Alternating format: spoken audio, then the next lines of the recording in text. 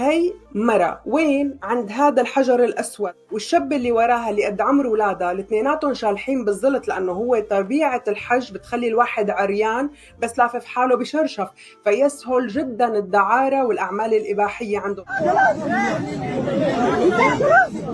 أنا آسفة.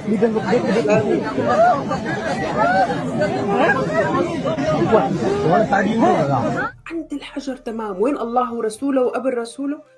هذا بسموه نكاح. هل لو فعلا الله هو إله حق فيهم يعملوا هيك عند قبر محمد؟ ما فيك تقلي حادثة فردية في شرطي واقف فوقها، لو انه في شيء غير مألوف لإلهم كان مسكهم هيك وسحبهم. هي طبيعة العبادة تبعهم. قديما كانوا هذا الحج يسموه حك، يروح يحكوا أعضائهم التناسلية بهي الحجرة، صارت سودا من النجاسات اللي شافتها هالحجرة. هذا مو جديد السنة، لا هذا موجود، بس هلأ صار يتم التصوير.